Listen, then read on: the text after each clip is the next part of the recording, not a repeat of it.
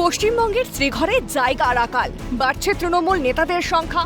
এবার গ্রেফতার তৃণমূল মুখপাত্র জয়প্রকাশ মজুমদার।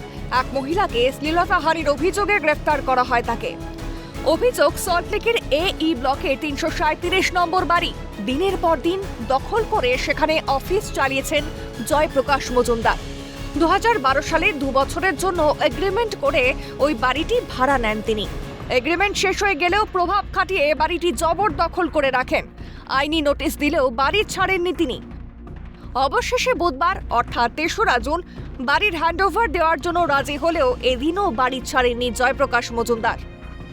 সেই বাড়ি, যে বাড়িটা জয়প্রকাশ মজুমদার 14 বছর ধরে দখল করে রেখেছিল বলে অভিযোগ উঠছে। বাড়ির যিনি আসল মালকিন তিনি অভিযোগ করছেন, আপাতত দেখতে পাচ্ছেন সেই বাড়িটিতে অনেকগুলো তালা কিন্তু লাগিয়ে দেওয়া হয়েছে। বাড়ির যিনি আসল মালকিন তিনি কিন্তু দখল নেওয়ার জন্য আমরা দেখতে পাচ্ছি চেনের সাহায্যে একটা, দুটো, তিনটে একাধিক তালা কিন্তু এখানে লাগানো রয়েছে।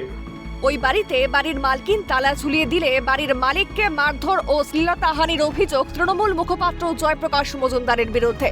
ঘটনাকে কেন্দ্র করে জয়প্রকাশ মজুমদারকে ঘিরে বিক্ষোভ দেখাতে শুরু করেন স্থানীয় বাসিন্দারা।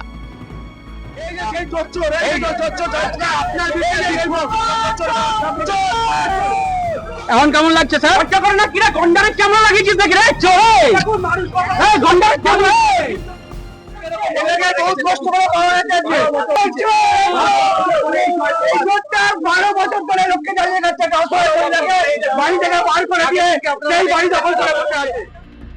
খবর পেয়ে ঘটনাস্থলে আসে বিধাননগর থানার পুলিশ। এরপর বাড়ির মালকিন ও তৃণমূল মুখপাত্র জয়প্রকাশ মজুমদার দুজনকেই নিয়ে আসা হয় বিধাননগর থানায়।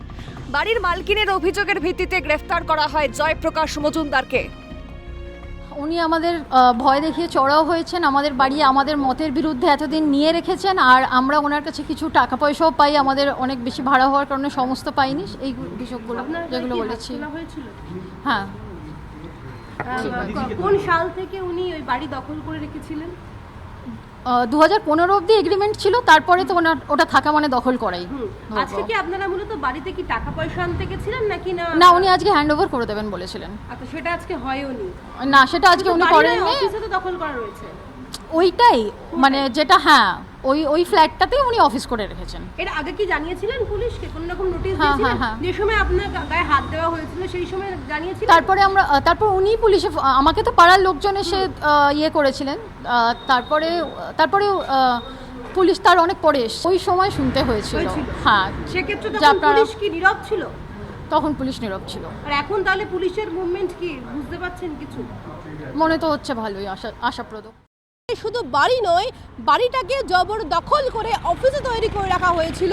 কি কারণে এতগুলো অভিযোগ উঠছে জয়প্রকাশ মজুমদারের বিরুদ্ধে, সমস্ত কিছু খতিয়ে দেখছেন বিধাননগর উত্তর থানার পুলিশ আধিকারিকরা।